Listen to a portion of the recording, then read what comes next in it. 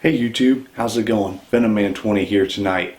Before I get started, please do not try anything you're about to see inside this video. You're not going to look cool to your friends and it is not safe. So with that being said, let's go ahead and get this started. So here it is, the one thing that gives me the heebie-jeebies compared to everything else that I work with. Cobras, mambas, rattlesnakes, stuff I work with every day I have no problem with. But this is my one fear in life. It's a brown recluse spider. Drop for drop, the most hemotoxic animal in the United States that I know of. With that being said, it's the second most toxic spider in the United States. Very, very scary animal. If you don't know much about hemotoxin actually attacks the flesh, will leave like a necrotic black sore wherever you're bit.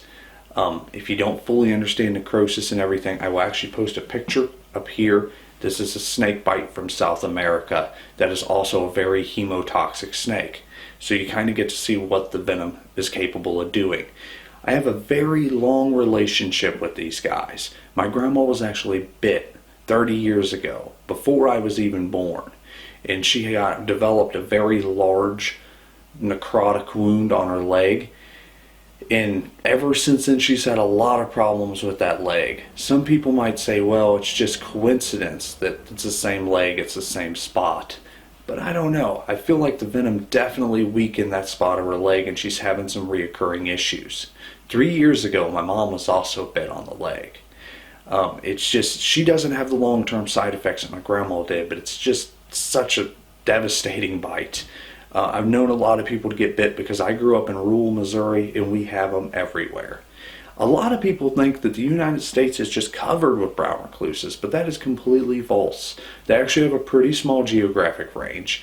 You're looking at Iowa, Missouri, Kansas, Oklahoma, I do believe, Kentucky, down to Louisiana, parts of Texas. But that isn't a huge range. Parts of Georgia, I do believe. I know I didn't hit all their geographic range in there, but it's not as big. You know, it doesn't span over to California. It doesn't span over to New York. It's not covering the United States.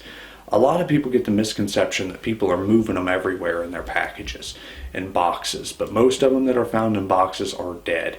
So with that being said, it's a little bit of a relief.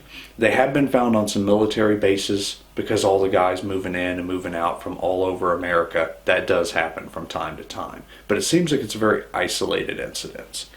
So this guy, pretty awesome. I'm going to go ahead and show him to you. So also one last thing, there was actually a study done in Kansas back in the 80s, I do believe, that showed that 80% of households in Kansas had brown recluse spiders in them. So if you live in Kansas, live in Missouri, I'm sorry for creeping you out. Let's go ahead and get to it. So there it is. That is the brown recluse spider. Small little guy, but very life-altering if he was to get a hold of you.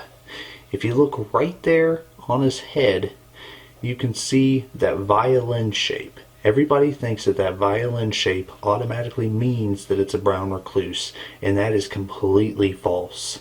If you want to correctly identify these guys, if you catch it in a jar and look really, really close, you can see 6 eyes. They're actually paired up. 2 eyes are together in 3 different locations on the head. My camera's not actually capable of getting a good shot of that, but I'll post one up inside the top left-hand corner for you real quick. So as you can see, there's the 3 sets of 2 eyes, making it 6 eyes. That is not very common in the spider, so it makes it easy to identify them. But as you see, they're kind of a uniform color, besides that little stripe down his back and that violin shape. So anyway, let's go ahead and pick them up and see how that goes. So I got a toothpick to slowly coax him out onto my hand. Like I said, I need to do this to get over my fear. These guys are really fast. That's the one thing that you need to watch out for. Now I have a theory when it comes to small spiders like this, that they can't actually bite through your skin. It's only when you have applied pressure to an area, like covering up with bed sheets or using a towel or slipping on your shoe. That's how people get bit. I've never known anybody to get bit any other way. But anything's possible. Now another way, I have been bit once by a jumping spider, and it landed on my hand from a fall, and yeah, it sucked. Come on, bud. I'm not trying to make you mad. That's the last thing I want to do, trust me.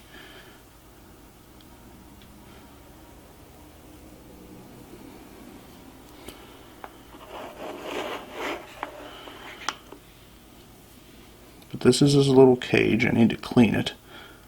There's some uneaten food items, or food items that have been eaten, but they're not. Oh, I see you're mad. Don't you bite me, it's okay.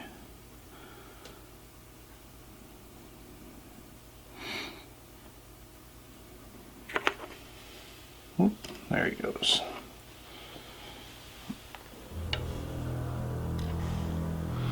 Now the crazy part about these guys is a lot of times they'll bite you and you won't even know that they bit you.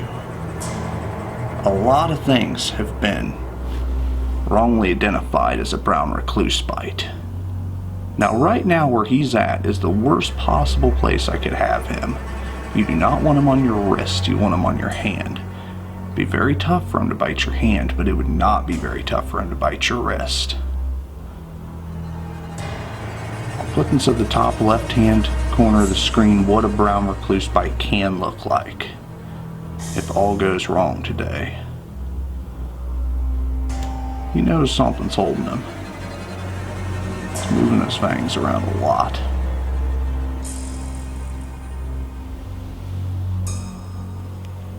Very hard to keep in frame.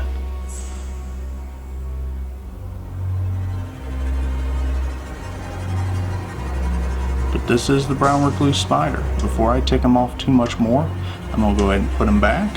I feel like I've accomplished my fear. I feel like he's pretty intimidating, but so far so good. Just kind of goes to show you that he isn't out to get me. He's not trying to kill me, even though he could try. He's actually doing quite well. So anyway, let's go ahead and put him back. Anyway, safely put back. I feel like I did okay. I'm pretty happy about that.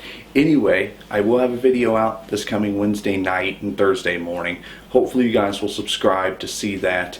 Not sure what it's going to be about yet. Possibly crocodilians. With that being said, I do have a t-shirt for sale right now. You can check that out right up there in that corner. There's a link down into the description. If you want to buy that, that will be the last time I will ever sell that t-shirt. That's the original. That's the first edition. If you want that before this channel blows up, that would be awesome. Besides that, thank you so much. Make sure you subscribe. Y'all have a wonderful night. Bye.